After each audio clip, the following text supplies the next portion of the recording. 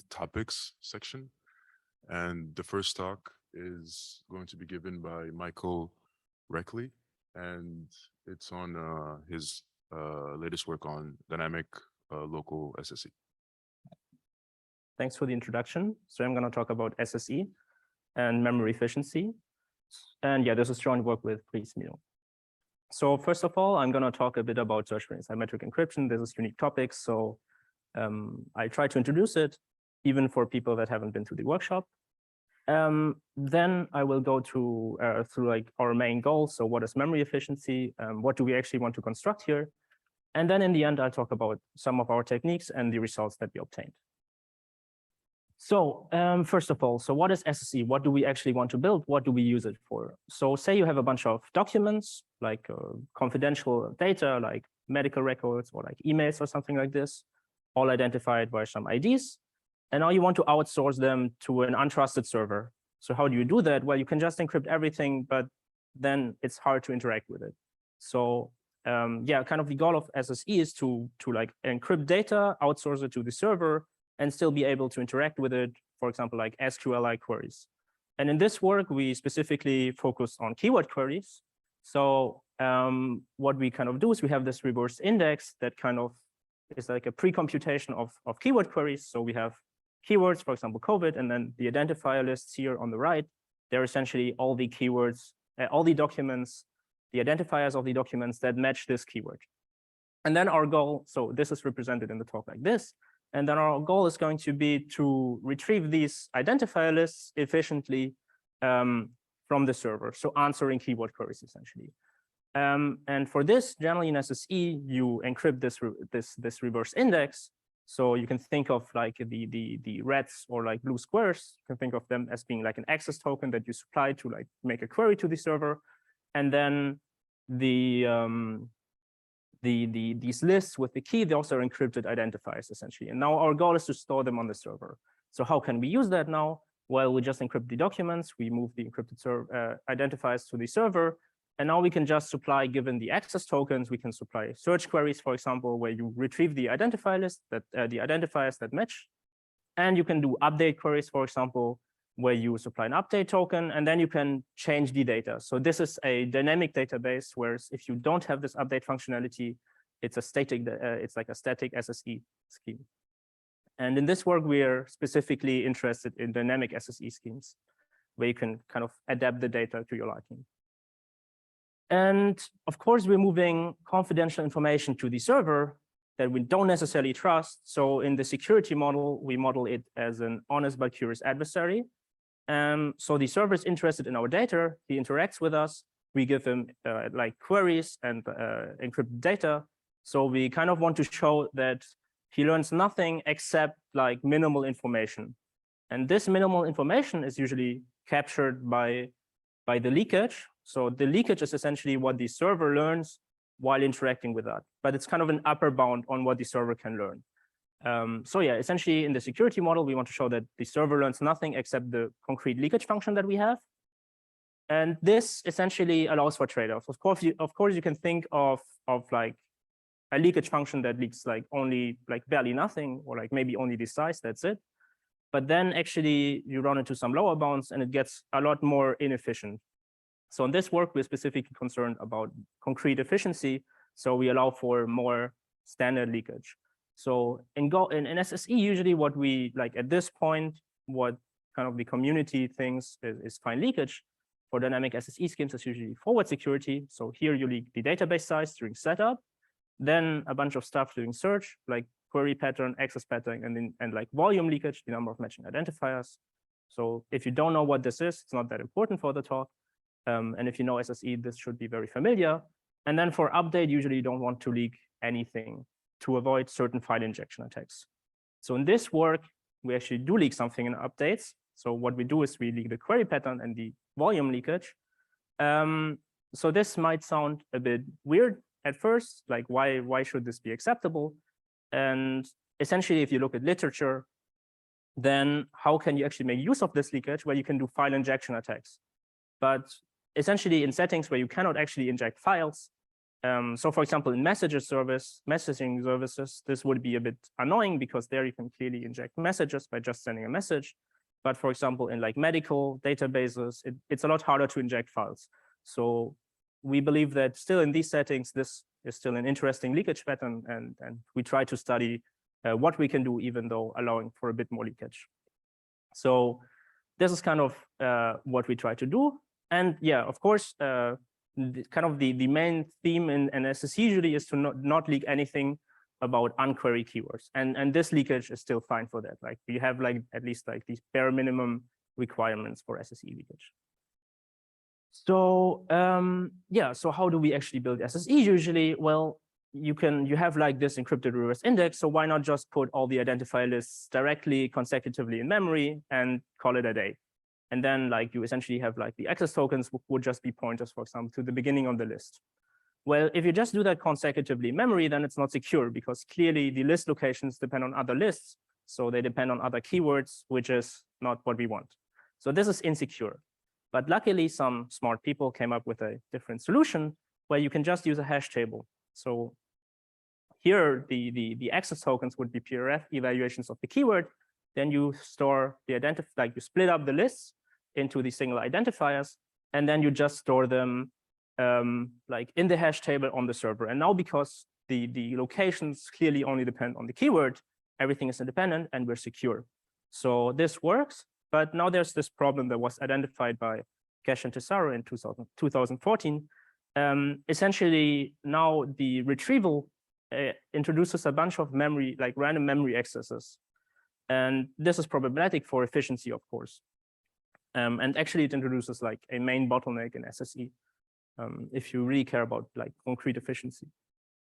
So what can we do? Well, for this, generally, we model this efficiency loss that we have as memory efficiency.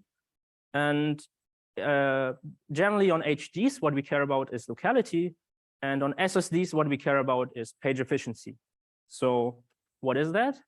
Well, for locality, what you do is you look at the server memory as an array of identifiers or like of storage. And then your goal is to essentially, for each query, you want to read at most a constant number of disjoint intervals. This is really what speeds up search on an HDD. Then you want read efficiency, which means you want to read as little extra data as possible. Of course, you can just read the entire database, then you're local, but yeah, it's really slow. So you want to minimize that. And then storage efficiency also makes sense. You, of course, don't want to store that much extra data. So you want to have only a constant blowup of server memory. And then page efficiency is kind of the equivalent for SSDs. So here you want page efficiency. So you want to store the identifier lists in as little pages as possible, where the server memory is essentially like now modeled as pages of memory. And then storage efficiency is still the same. So only a constant blowup in server memory. So this is our goal. And if we look at the current state of the art, there's some really interesting works here. So for example, in ASS 16, they introduced a really nice framework for constructing local SSE schemes. And essentially, they managed to show that you can actually get log and read efficiency where the rest is all constant. So this has been kind of a groundbreaking work in this field of research. And then based on that, ASS 18 even managed to show like you can get log n, so even better. But both of these have a small caveat where there's a restriction on the longest list size. And if you add a log, you get a stronger restriction on the longest list size, essentially. And then in DPP 18, they showed that actually, if you want sublogarithmic efficiency, read efficiency, you actually also can get that without this condition on the longest list size. So here you have like slightly sublogarithmic read efficiency. And then in the page efficiency setting, it's even a bit more satisfying. We actually have constant efficiency with small logarithmic client storage. So this seems like everything is like fine and happy, and everything seems very efficient. The problem is that these are exclusively static constructions, and all of them essentially run into like some problem if you try to like trivially make it dynamic. So the goal of our work is essentially to construct dynamic SSE schemes that still have good efficiency guarantees. And for this, we work in the framework that was kind of introduced in ANSS 16. So in general, what we do is we study balls into bins problems. So we look at the server memory as bins, and then we just try to see what happens if we throw weighted balls. So these are the identifier lists at random into these bins by a hash function. So intuitively, this directly translates to like a hash table where we have weighted items. So in like the same sense that previously this was okay, like that storing items in a hash table was okay, like here also, if we manage to get good upper bounds on the maximum load of these bins, then we get very good and secure, efficient SSE schemes. So that's kind of the main framework that we're like looking at. And now, so in this work, they showed that if you interpret the bins as pages and you come up with a good balls into bins analysis for weight and items, then you get SSE with overview page efficiency. So you being like really the thing. So really what you're interested in is upper bounding the bin size for good efficiency. And then in ANSS 16, they showed that if you slightly modify your balls into bins, the way you throw the balls into bins, essentially, then you get then you can also get good locality, so all one locality, and all view read efficiency, where you use again the upper bound. So yeah, here essentially you just like throw your ball into like a starting bin, and then instead of storing all of the identifiers in the same bin, you just store them consecutively. And this is how you get also like, okay, so of course, if you have like more than constant starting positions, this wouldn't be local, but if you have constant starting positions, you still retain good locality. So yeah, so that's the framework. And now, unfortunately, all of these, like at least the efficient balls into bins allocation problems run into analyzers run into problem as soon as we get dynamics. So in this work, we revisit two choice, which is a very classical balls into bins problem. Here, like we just insert a bunch of items into bins, and then if you want to insert a new item, you just choose two bins, as the name suggests, at random, and then you insert the item in the least loaded bin. And then you get all of log n efficiency. And that's kind of where, like in the previous state-of-the-art constructions, you get this log n from, for example. So this would be nice to have in a weighted form. So if we can guarantee that even though we insert weighted items, if we can then still guarantee this log n, then we would be very happy. Unfortunately, that's not that trivial actually. So just showing for plain weighted two choice, that's kind of hard actually. There are some existing results, but they're always conditional. So either you require some distributions. So that's of course not sufficient because in SSE, because the attacker kind of controls the distribution of the inserted items. And then also pre-sorting, which is perfectly fine for static databases. But as soon as you get something dynamic, this kind of doesn't work either. So our solution to this problem is to slightly modify the comparison functionality, or like the comparison choice in two choice. And then like essentially what we get is something that behaves almost like standard two choice. But we don't require any distributional assumptions and no pre-sorting. So this works dynamically, and that's kind of what we need in order to instantiate the framework.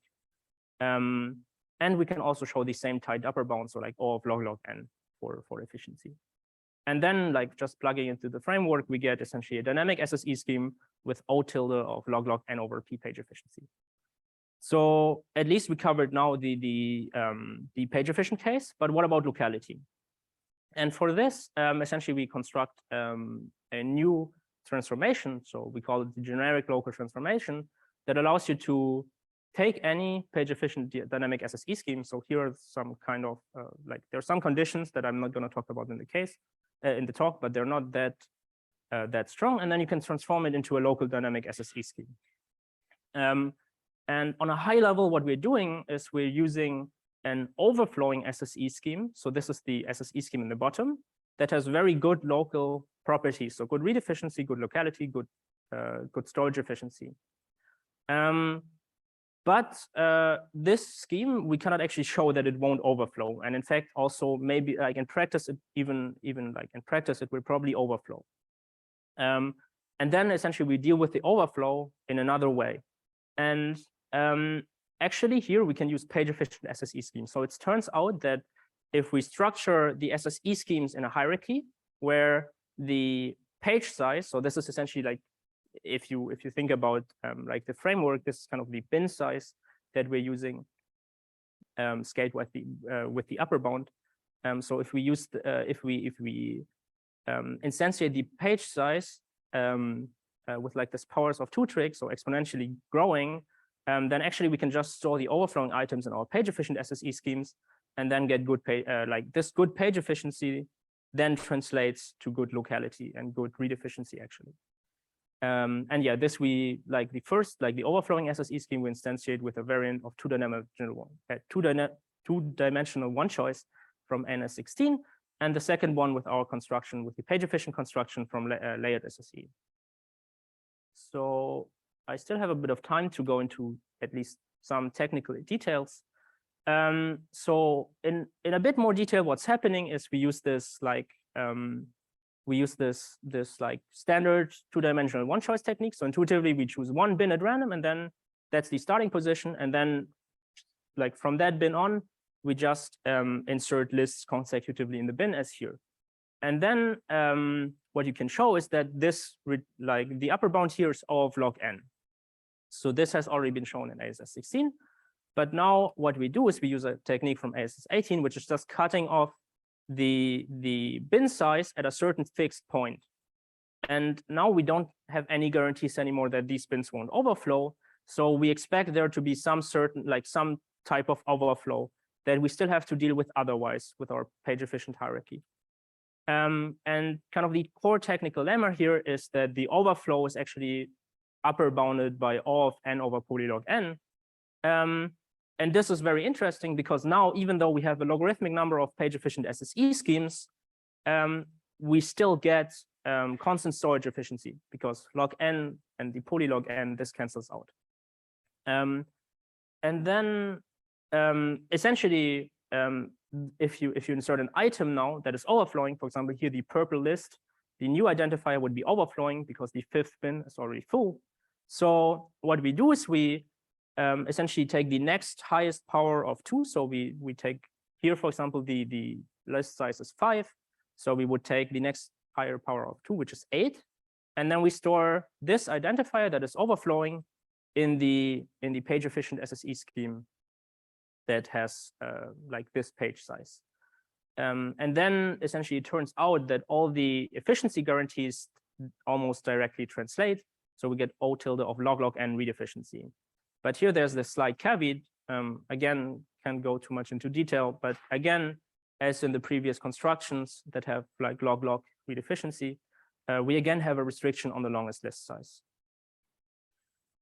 Okay, and this already leads us to the last construction of the paper, which is an unconditional local static SSE scheme.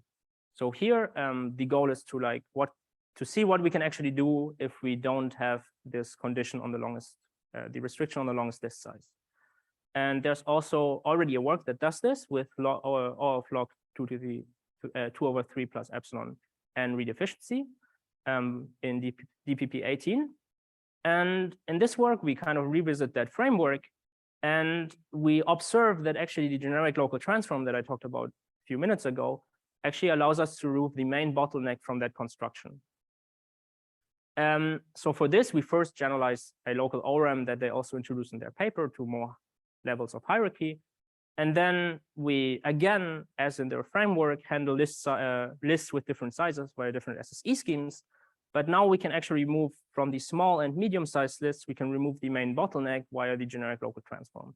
And then if we use the local ORM again for storing large lists, and then for huge lists, if we proceed the same way, we can actually remove this 2 over 3 in the exponent. So we get an SSE scheme that is static, but still has O of log to the power epsilon and read efficiency. Yeah, so these are all the constructions of our paper. So this brings me already almost to the end. So a small recap of what we did in this article is we introduced a weighted variant of 2 choice, which hopefully is also of independent interest because 2 choice has a lot of different applications, also in the weighted variant. Then we also introduced the first dynamic memory efficient SSE schemes with like concrete efficiency guarantees. And yeah, this generic local transform essentially draws a new connection between page efficient locality and page efficiency, because the inverse direction has already been drawn, like that's kind of trivial, but actually also from page efficiency, you can now also get certain local schemes. And also, yeah, we also introduced the best unconditional scheme by essentially like revisiting the old framework. So this is what we did in this. Whoops. Okay. I guess there's no last slide. I just wanted to quickly talk about a bunch of open problems, so I guess I do it without slides. So the first thing is we're not forward secure. So can we get forward security? Second one that we think is very interesting is, can we actually get like a pure analysis of two choice? So now we kind of we have almost two choice, but not really. So like it still has similar, like all the properties that we kind of need for most use cases. But the question is, like, can we get something pure? Can we get something really theoretically satisfying? So that's like a very interesting open question, I think. And then the last one is, what like, so there's lower bounds that have been studied in some nice works in the static case, but what about the dynamic case? Are there still lower bounds? What can we actually achieve? And yeah, that's the end of my talk. Thank you very much for listening. And yeah, I'm up for that.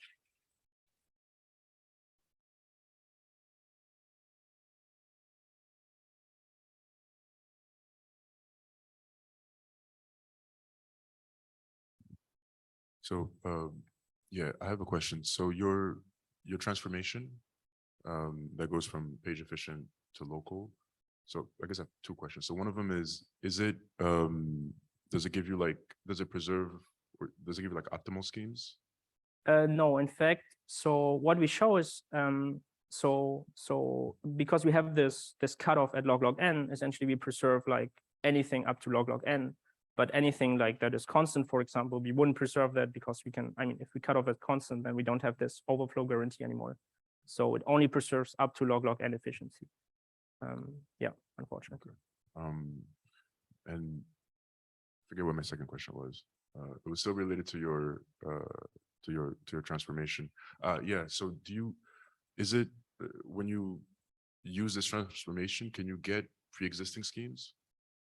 Like, is there basically a situation where you can see that there were pre-existing local schemes that happen to be the result of applying your transformation to some page I efficient don't scheme? think so, because page efficient schemes are kind of new, and this kind of way of thinking like about page efficiency, I don't think that I mean, at least to my knowledge, there's nothing that's like concretely like in this framework.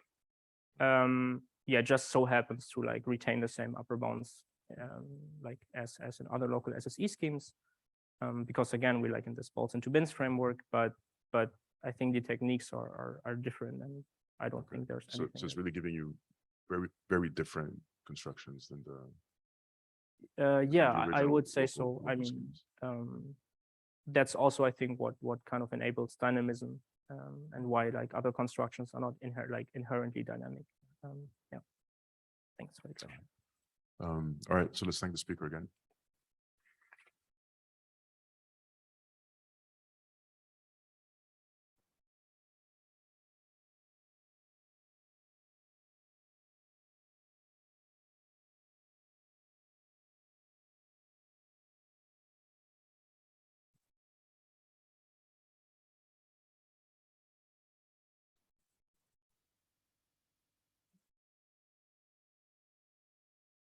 Hi, so can you hear me?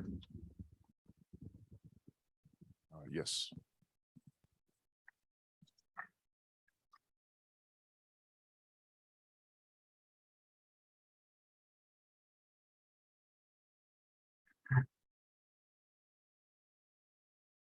All right. So the second talk is going to be given by Viktor Kolobov from Technion, and he's going to be talking about distributed point functions. Hi, so I'm Victor, and today I'm going to talk to you about programmable distributed point functions. This is a joint work with Glenn Boyle, Niv Gilboa, and Yuval Yishai.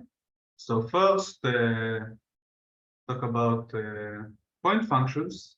So point functions are just functions which can be non-zero on one spatial point and zero everywhere else. and the output set of this of the point functions, we assume it's an abelian group, which can be either finite or infinite. And a distributed point function is just a way to signature this point function between two servers in such a way that it allows for distributed evaluation, such that if we add together the output shells of the servers, we get back the value of the point function. And DPFs, or distributed point functions, are useful building blocks for many cryptographic applications. Some of them we'll talk a bit more about later. And regarding feasibility, so there is a trivial construction for DPF with linear key size by just signaturing the truth table of the DPF, sorry, of the point function. However, if we assume the existence of one-way function, there is a dramatically stronger scheme using a GGM-like tree construction, which only has logarithmic key size. And actually, in some sense, this construction is tight in that DPF implies one-way function. So this is regarding two servers. Some of the applications of DPF also have, so the applications in the client server setting with two servers also have an analogous application in the client server model in the one server setting. And there, the existing solutions require public key encryption and other public key assumptions. And in this work, this is something we try to avoid. So the contributions of our work is first, we define a stronger notion of DPF, which we'll talk about shortly. Also, we introduce a new approach to constructing DPFs, which does not follow the GGM3 construction paradigm, at least not directly. And we discuss some application of this stronger notion. So this new notion we term programmable DPF, and it's essentially a DPF with the only exception that the first key, the offline key, is just a short random seed, and it can be generated in an independent way to independent fashion to even the point function. So even can be generated before knowing what is the point function. And the way we call it, the reason we call it a programmable DPF is because we say that the second key, the online key, can be programmed even once the offline key is already set. So we're open to suggestions for better names. And this can be viewed as a form of 1.5 server DPF because the interaction with the offline server is very limited in terms of communication, and even the fact that it can be run in some sort of offline phase. And in fact, this notion implies an even stronger notion of reusable DPF, where the offline C can be used over multiple instances of DPF. And in similar fashion to DPF, PDPFs also have a trivial construction with linear key size by just having the offline key be the key of a PRF, and the online key is just the truth table of the point function minus the truth table of the PRF. So our goal in this work was to try and obtain a construction with sublinear key size. So we first start with a construction with just one over poly privacy, and this is inspired by the functional sets of Kogan, Gibbs, and Kogan. So suppose we throw balls into bins, and we count how many balls we had in each bin. This gives us a histogram, and this histogram corresponds to the truth table of the offline function chart. So we give it to one of the parties. Now, once we know what is the point function we want to share, suppose that, as in this example, alpha equals 7, so alpha is the special input of the point function, then we just remove one ball from bin number 7 and give this modified histogram to the other party, the other server. And note that if we look at the difference between these histograms over the integers, this gives us DPF, because the histograms differ only on that special bin. Now, histogram descriptions are long, but we can compress them using functional PRFs in similar fashion to the functional set of Corrigan Gibbs covenant. So regarding the privacy of this construction, so we are throwing n balls into n bins, and we then remove a random ball from a single bin. So in this example, either alpha 1 or alpha 2, and we ask what is the statistical distance between these two distributions? What is the distribution advantage? And we show that actually this can be bounded from above by the expectation over all the histograms of some L1 norm, and this L1 norm is of the difference between some vector to the constant vector where all entries are just 1 over n. And the first vector just counts what is the percentage of balls in each bin. And in some sense, it's the expected statistical distance of the empirical distribution to the actual distribution. And this expression is also useful for us in showing the computational security. And we also bound it from above by the square root of n over m. And in some sense, this is expected because the average number of balls in each bin is m over n, and the standard deviation is the square root of that. Now, note that this distinguishing advantage is not negligible if m is polynomial in n. So if we want to stay efficient in terms of the domain size, we cannot make the distinction advantage negligible.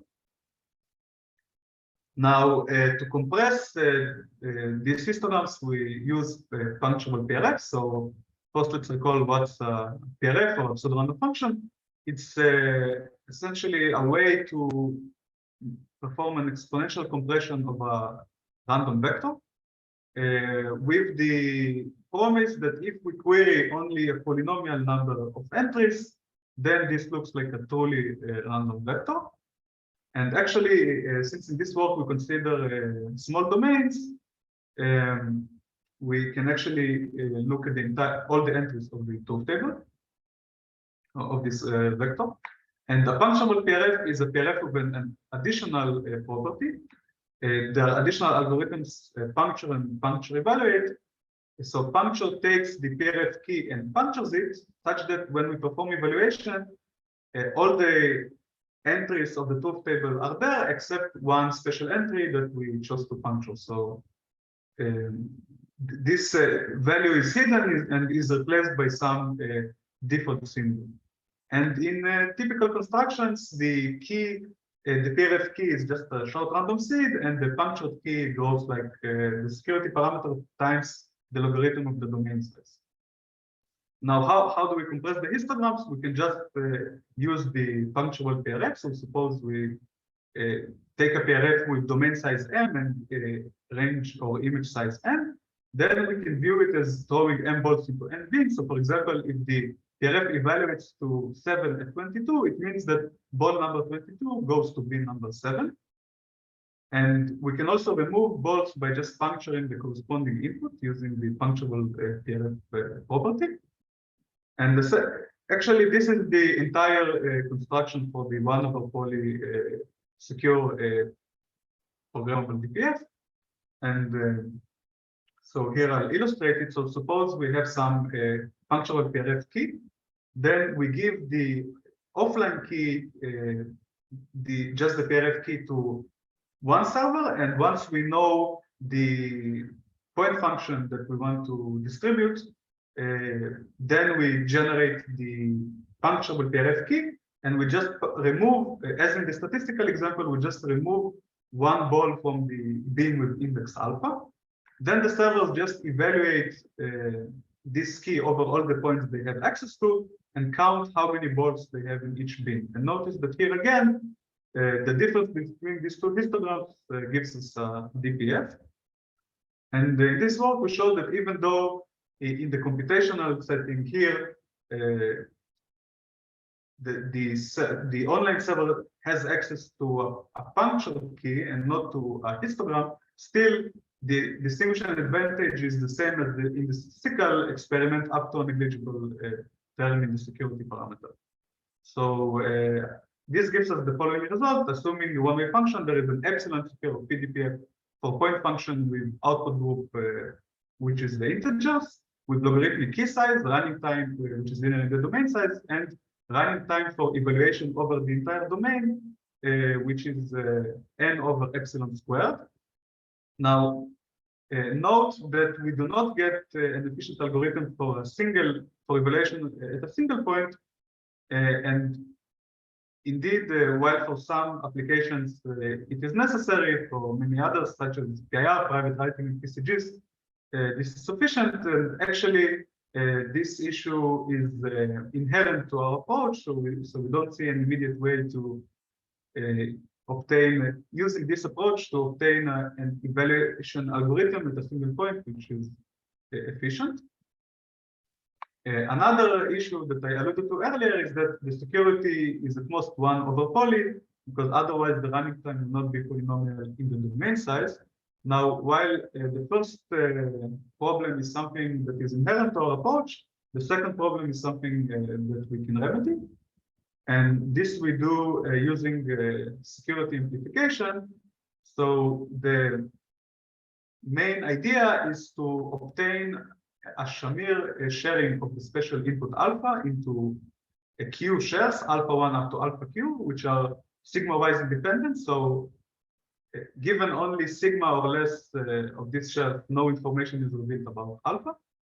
And the reason this works is due to the linearity of the point function. So in more detail, the DPF evaluation of the point function f alpha 1 x boils down to distributively computing the inner product of the unit vector ex, which has 1 at the input x, the index x, with the truth table of the point function, which is also just a unit vector. The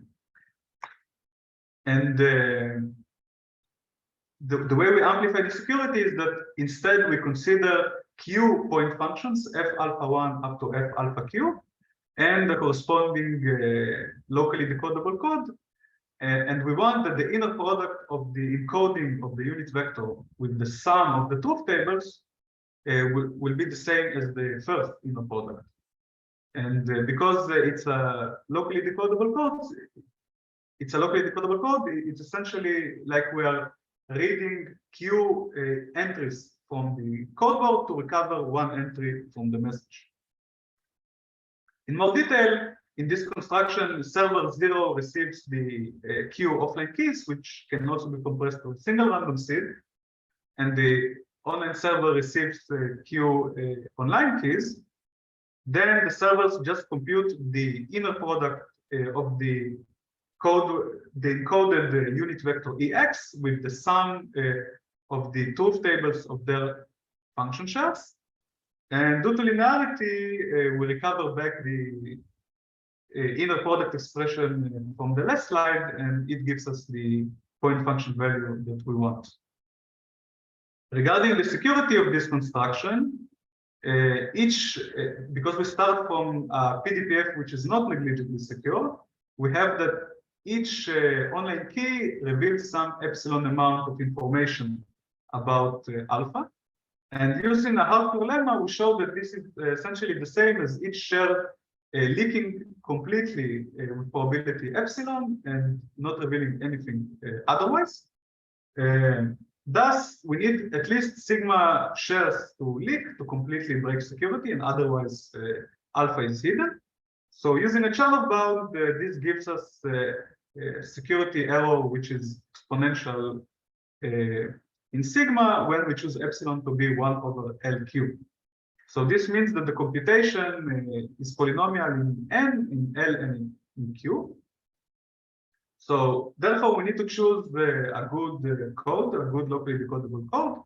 And just using a read model code, we can choose a code where L, which dominates computation, is polynomial in N, sigma is polylogarithmic, and Q, which is the number of queries and corresponds to the number of online keys, is also polylogarithmic.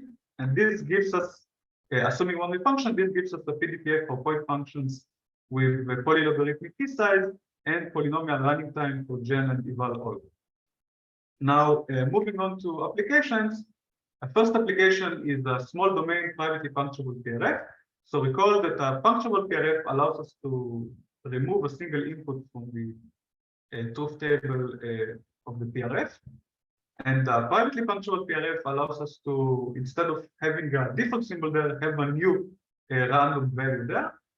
And in this way, an adversary which gets the punctured key does not know which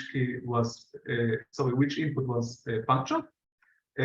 PPRFs are only known to exist from public key assumptions. But here, due to this small domain assumption, we actually get a privately punctuable PRF just from one-way functions. And this is because privately punctuable PRFs are just PDPFs with random data. And actually, this implication also holds in the other direction. If we start from privately punctuable PRFs, by rejection sampling, we can get back the PDPF with whatever data we want. Another application is distributed gen for DPF. So here, instead of having one client holding the description of the point function, we can have multiple clients which hold a secret sharing of this point function, and they want to distribute the key generation protocol. So one way to achieve it is via generic MPC machinery, but this involves non-black box MPC of cryptographic primitives, which is expensive. And another approach, which only makes black box use of PRGs, is due to Doerner and Shalat. And here, the number of rounds is logarithmic, the communication is logarithmic, and also the distributed gen running time is logarithmic. So it's an efficient protocol. So here we also want to have a black box PRG, a protocol which only makes black box use of a PRG. And we show that there is a DPF, so it's no longer a PDPF. There is a DPF which admits a 5-round distributed gen protocol, and we also want gen to be efficient.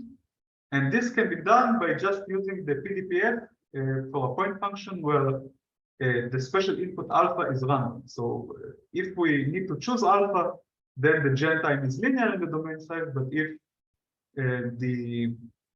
the special input alpha is random, then we can just the running time is just logarithmic. So the way this gen procedure works is that we first compute the Q Shamir shares of alpha, and we also sample Q PPRF keys. Then for each I from 1 to Q, we need to generate the punctured key at a random point. And we compute the corresponding PRF output at this random point. And then we also we want to give the servers the offset from the random point alpha I prime to the actual alpha I that we want. So the servers receive, so the first server receives the unpunctured, the regular PPRF keys with the offset, and the second server, server 1, receives the punctured keys with the offset. And this gives us a DPF construction. So now the question we're left with is how do we distribute this operation? And as it turns out, most steps here are actually can be done by generic MPC in an efficient way. The only two problematic steps are the ones which involve PRG evaluation. And so let's see how do we deal with that. So for the first step, we need to provide servers 0 and 1 with the unpunctured and punctured PRF keys respectively at a random point xi start. And actually, this can be handled by the 2-round protocols of Boyle et al. And Shopman et al. And so this problem is solved. For the other step, we need to provide the servers with additive shares of this random input, special input alpha I prime. And we observe that if each server just computes the sum of all the PRF values it has access to, because the point xi star is the only one missing, they differ by precisely this alpha I prime. So in conclusion, this gives us a standard DPF, so it's no longer a PDPF, with a distributed gen protocol, which makes only black box use of a PRG, which has 5 rounds: polylog n communication and polylog n distributed gen running time. We also have more talk about the complete efficiency of the scheme in the paper. Another application is to compress DPF correlations. So DPF correlations can be locally expanded into truth table correlations, which are useful for communication efficient MPC. And this motivates generating many independent instances of random DPFs. And we show that by using programmable DPFs, we can do it in the so-called trusted offline setting. So what it means is, suppose that Alice has some secret S, and she secret shares this secret between herself and Bob, and then forgets about it. Now, once Alice forgets about the original secret, they have a valid DPF correlation, and they can just perform computation in the usual manner. In this way, PDPF gives us a way to compress many instances of DPF without needing to distribute the key generation protocol. And in more detail, the way it is done is that suppose that Alice is given some T point functions, and for efficiency, those will just be random point functions. And what Alice does, she generates a random seed S. From this seed, she computes T offline keys. Then from those keys, she computes the online keys and also sends the seed to Bob, and they they store this information. Then Alice forgets about S and the offline keys. And this is the gen phase. And for the evaluation phase, Bob can just compute each offline key of each instance from this random seed, and they both can just perform eval all on the respective keys. Now, using an epsilon secure PDPF, this gives us a scheme with communication, which is grows just like the length of, like the security parameter, which is the length of a random seed, and the storage of one party is just T lambda log n. And if we compare it to the alternatives, then they have some parameter which is exponentially worse. So, for example, for standard DPF, the communication, it grows like T and log n. And in the naive, by using a naive PDPF for the same task, the storage, while the communication is good, the storage is linear in T and N, which is too prohibitive. Now, regarding concrete efficiency, we consider a typical aggregation scenario where the output group is the integers and beta is either 0 or 1. And we assume that we can perform 1.8 times 10 to the power of 8 PRGs per second. And here are two data points from the paper on the comparison between the naive PDPF to our one over poly private PDPF construction. And just to conclude this table, for small domains and small privacy levels or moderate ones, our construction offers a big advantage in key size in exchange for a moderate slowdown in the gen time and somewhat bigger slowdown in the eval all time at the servers. Of course, if the point function is random, then actually the gen time is much more efficient. And overall, we expect the PDPFs, this PDPF construction to be attractive in applications where the client's communication is the most expensive resource. So to summarize, in this work, we introduce programmable DPFs, which are a stronger notion of DPF. We also show a new approach to constructing DPFs, which does not follow the GGM3 construction paradigm, at least directly. We discuss some applications of PDPF, and we also have some open questions. For example, how to achieve better efficiency for this kind of primitive, and also how to have an efficient single input eval algorithm. So this is all. Thank you.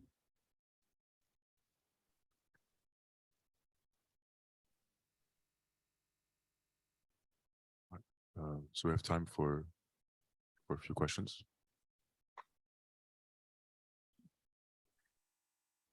Thank you for the great talk. Could you give some intuition for why the first seed is reusable? Because wouldn't you get, if you try to puncture it in two locations, wouldn't you get almost the same distribution for the other two keys?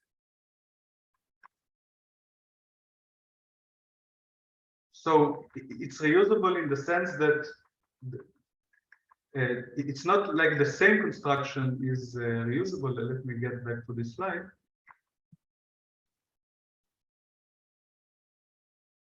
It might be faster to go directly.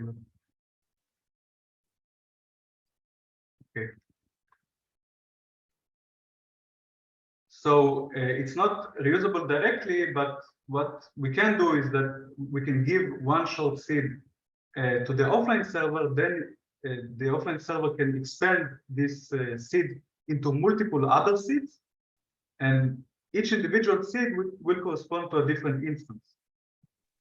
So because randomness can be compressed, we immediately get reusability. So I hope it makes sense. Yeah, thank you. Do you have concrete efficiency numbers for the amplified DPF? Like say comparing to the security of standard. Not so much, but it's not so it was not designed to be efficient, and I'm willing to bet that it's not. Oh, Just a feasibility result, but yes, of course, we would like to have the best of both worlds and have an efficient construction. oh, wait. Also, you said that DPF implies a one-way function. Is that like where could I find that result? I don't think I saw it in your paper. And like, would that imply impossibility of an information theoretic DPF, like at least with like logarithmic key size? So it's just for two servers. So actually, information theoretic DPF for two servers cannot exist because it implies two server PIR with short answers, and there is some paper about that. I don't recall the name, and I also don't recall in which paper it appeared. So maybe you can send me an email. I'll do a quick search and I'll find them for you. Okay, thank you. All right, listening to the speaker again.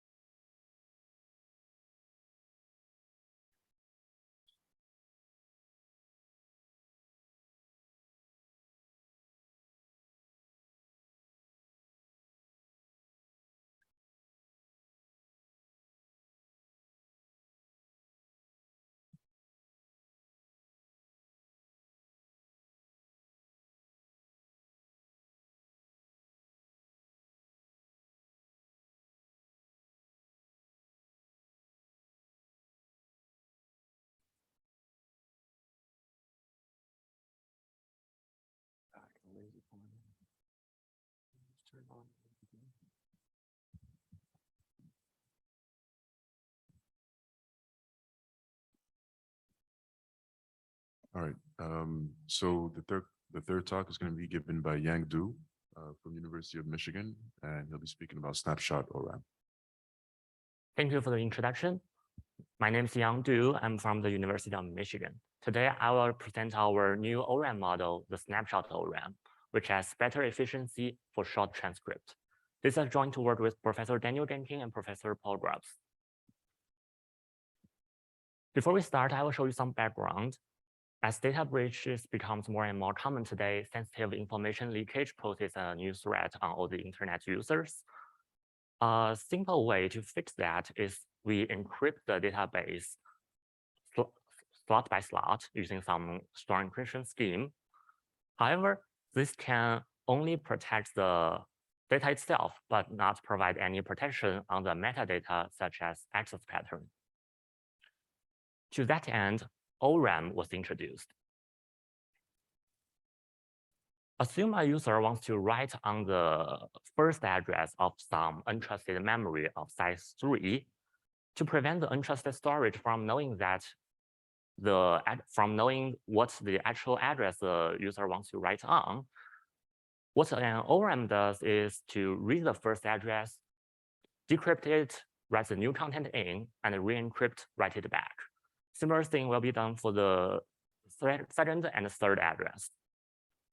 So in this linear scanning way, the actual written address from the user is hidden. From now on, we will rearrange the operations and use this vertical notation to denote how ORM compiles operation into access pattern. As ORM has developed for more than 30 years, there are much better schemes proposed, which has much better efficiency than just linear scanning the memory. However, the problem of ORM is it is neither asymptotically nor concretely efficient. In my previous linear scanning example, one operation becomes 6 new operations. This means 6 times blow up. And this kind of bandwidth blow up has a built-in lower bound, which is omega of log n. Even worse, relaxation of the security requirement doesn't work. Similar lower bound was shown for differentially private ORM and offline ORM. The latter means the transcript is given in advance. And in practice, on each 4 kilobytes block, Oblivious Store uses 79 kilobytes bandwidth, and Pass ORM uses 287, which means 6 times to 70 times slowdown. And other problems like run complexity and storage overhead also exist. Now the question becomes, how can we sidestep the omega of log n lower bound while providing a meaningful security guarantee for the memory access pattern?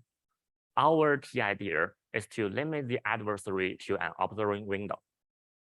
An observing window just means a sliding window such that the adversary can put it whenever it wants, and only gets the access pattern within this window. So where does this idea come from? We began with the observation that adversary access to system is often time limited. After a certain time, the adversary will be detected and kicked out. I'll show you 2 examples. The first one is in 2021, the Verizon data breach incident report says roughly 50% of the security incidents were detected within a few days. And the second one is in February 21st, hackers from Lapsus hacker group compromised Okta system, and a recent forensic report says that the access period was just 25 minutes. With that in mind, let's come back to the snapshot ORM. We'd like to give a scheme such that given the access pattern of any fixed window, the adversary can learn no information about the original transcript. Here's a summary of our contribution. We introduced snapshot ORM, defined the new security model. We constructed and analyzed 3 snapshot ORM schemes. The current best ORM scheme, Optorama, uses a constant client storage and a logarithm of n bandwidth overhead. Similar result was shown for differentially private ORM, but the latter has better concrete efficiency. Now comes our snapshot ORM schemes. The first one, CQ ORM, which uses O of C client storage. Here, C means the size of the observing window and a constant bandwidth overhead.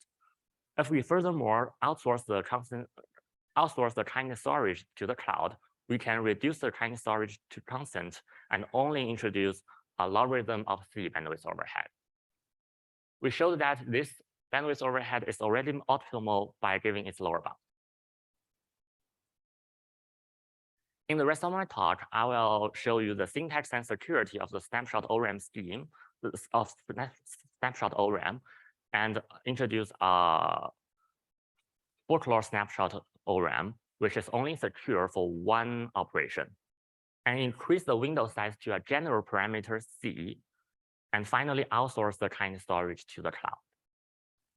Let's get started with the first part. In the snapshot ORM game, the adversary is given a window size parameter C, and output 2 pairs of database and transcript. The ORM will compile the transcript, and the access pattern of last C operations is given back to the adversary. The adversary then distinguishes which pair of transcript and the database is compiled. We claim that we fix the window at the end of the transcript is without loss of generality, because the operation in the later transcript has no influence on the access pattern before that. Namely, the operation after the window cannot affect the access pattern of the window, so we can discard the operations after the window. And what the ORM does is 2 procedures. The first one is initialization on the window size parameter C and a database. The ORM then executes on the transcript operation by operation and outputs the access pattern of last C operations. Now I will give you a warm-up scheme, which is only secure for one operation. On initialization, it will shuffle the memory using a sampled private pseudo-random permutation, or PRP. By shuffle, we mean the memory content at index I will be relocated to index PRP of I. And on execution, we read the memory location PRP of X and write it back. We need both a read and a write to hide the actual operation type. In this example, a write 1 becomes a read PRP of 1 and a write PRP of 1. And the write 3 becomes read PRP of 3, write PRP of 3. The adversary is given the access pattern of the last operation, which is write 3, and we claim that this scheme is one snapshot secure. Because of the security of pseudo-random permutation, the PRP of 3 is indistinguishable from a random permutation pi of 3. And pi of 3 is just a random number.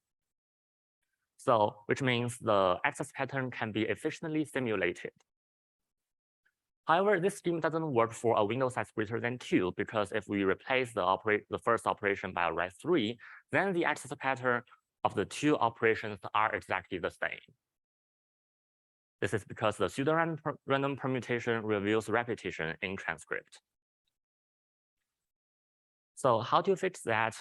We come up with our CQ ORM scheme. Before that, I will introduce an insecure version. Although it is insecure, it still provides insights on how to build a secure one. So the previous problem is repetition of operations in the transcript. So what we do is we have a local cache, and whenever we access index, we put that into the local cache and fetch from the local cache when we access the second time. And we need to do a fake access to the main memory. That's why we need to shuffle the memory together with 2 C filler elements using a pseudo-random permutation. On initialization, we also need to initialize a local empty queue to maintain a first in, first out data structure. The execution part is has two parts. The first one is check whether X is in the queue or not.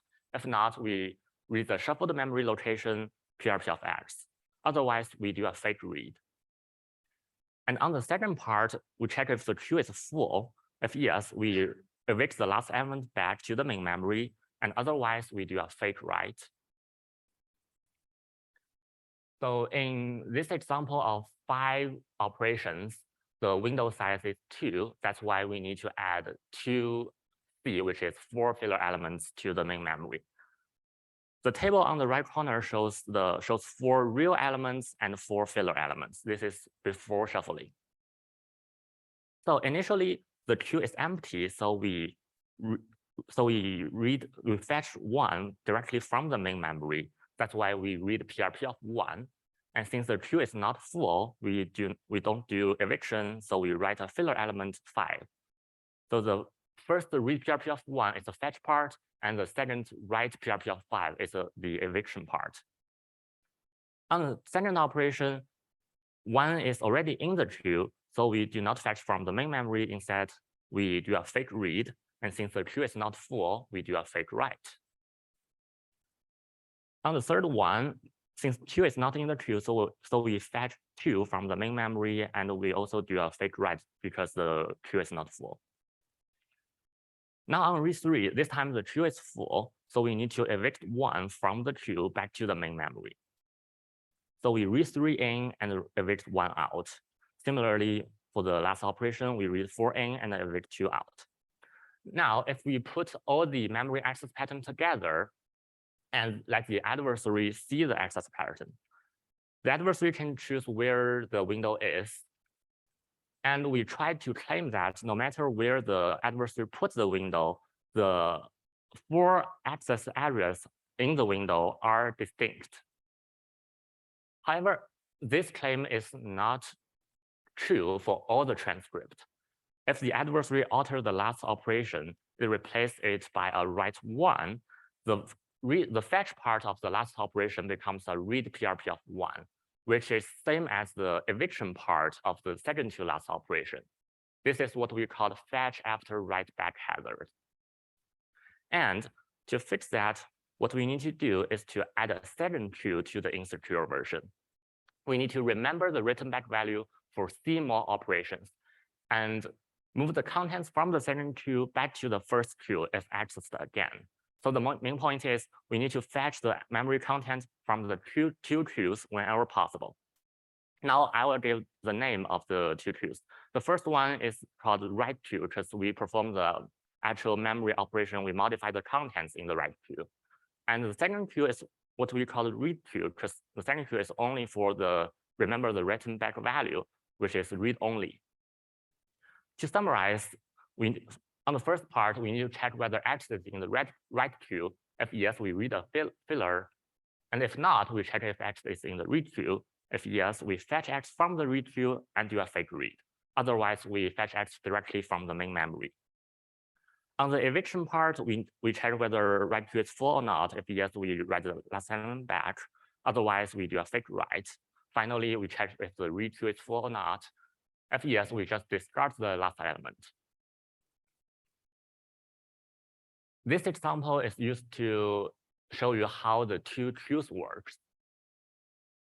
Now, on write 1, since the 2 queues are initially empty, so we fetch 1 from the main memory, and the write queue is not full, so we do a fake write. We access the 5th filler. And on the second operation, 1 is in the write queue, so we do not fetch from the main memory.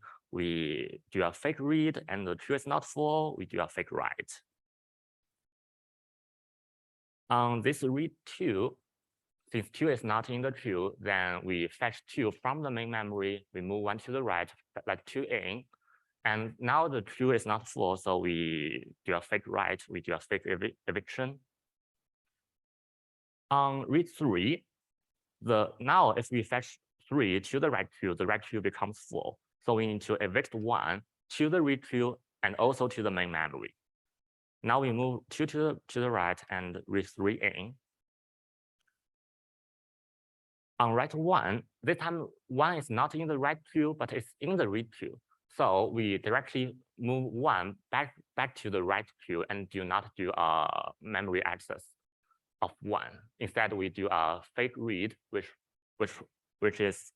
means we need to read filler 5. We move 1 to the right, evict 2, move 3 to the right, and put 1 back to the write queue. On this read 4 is not in the write queue, not in the read queue, so we directly fetch 4 from the main memory. We need to evict, since both the read queue and write queue are full, we need to first evict read queue, discard 1, move 2 to the right, evict 3, and move 1 to the right and fetch 4 in. And finally, when we read 3 is not in the write queue, but in the read queue. So we move 3 from the read queue back to the write queue. We discard 2, move 3 to the right, evict 1, move 4 to the right, and put 3 back in.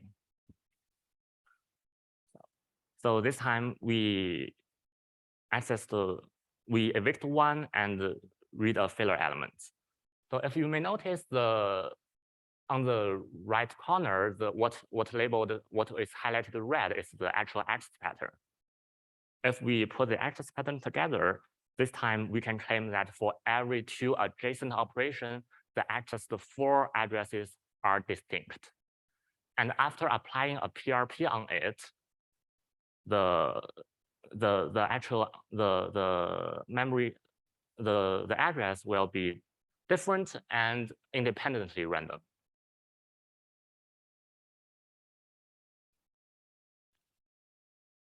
At the end of this talk, I will show you, I will give you the idea of how to outsource the 2 queues into the cloud. So we try to outsource the cloud storage, but still limit the bandwidth to a reasonable size. So for the operations on the 2 queues introduced previously, we need to capture 2 properties. The first one is the first in, first out data structure. And also we need to efficiently check memberships in the queue. Most importantly, obliviousness. So to satisfy those requirements, we devised this new data structure called oblivious hash queue. And in our implementation, the PHQ-ORAM uses a circular array and an oblivious map. In our second implementation, UHQ-ORAM, we replace the oblivious map using a cuckoo hashing running on top of Optorama. Because of the introduction of Optorama, the bandwidth overhead reduced to logarithm of n, but the concrete performance will be bad. If you are interested in that, check our paper 2022/858. There are some promising follow-up works. For example, what happens if the adversary can take multiple snapshots? What's the minimum number of operations between the 2 snapshots so that the ORAM can recover from the compromisation? And also, what can happen if the snapshot is taken in between operations? For example, the second half of the write 3 and the first half of read 1. To conclude, we start with the observation that the adversary access to system is time limited. Then we introduce the snapshot ORAM model. We give 3 snapshot ORAM schemes. We also show that the bandwidth overhead lower bound, and our schemes is already optimal. Thank you, everyone. I'm happy to answer questions.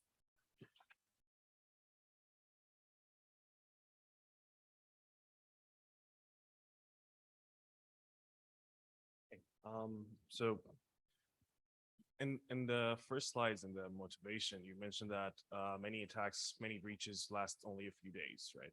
So if I understand correctly, in accesses, you have to check both queues to see if the entry being accessed is in either of them. So if your your queue has to be long enough for a few days, and you want to be able to sustain a certain operation per second or operation per period of time, the queue can get fairly large. So can that search to find whether the entry is in either queue become the bottleneck?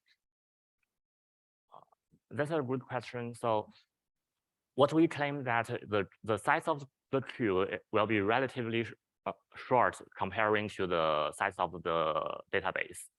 So we start with the motivation that the adversary access to system is time limited, and this compromise time frame is relatively short, so that the queue can be shorter comparing to the size of the database. So that's how we reduce the bandwidth overhead. Thank you. Thank you. Thanks for the talk. Did you have an implementation? Do you have concrete efficiency numbers? No. Okay. Also, I had I guess a similar question. So it seems that this approach mainly makes sense when we can assume that C, the length of the queue, is small. So if the length of since attacks could last for a few days, this seems to apply more in the model where you have an ORAM where there are a low number of queries, say per hour, or probably a query per second is already a lot, right? But if we have a low number of queries, then it seems like the efficiency of the ORAM is no longer such a problem. And we could just use existing inefficient ORAM. So I guess what's your take on that? Like, why is this model useful given that wouldn't seem to work for like a high rate of queries, but if you don't have a high rate of queries, then there's not much need to optimize.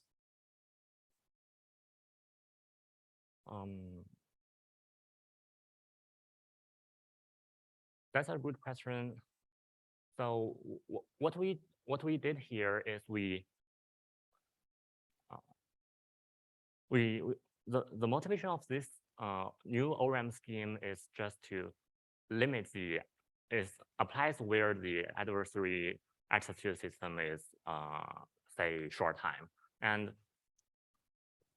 with that we indeed actually make use of ORAM, which we use Optorama as a subroutine of our new snapshot ORAM. So we do not consider the inefficiency of that part, because our subroutine Optorama has a very small size CC.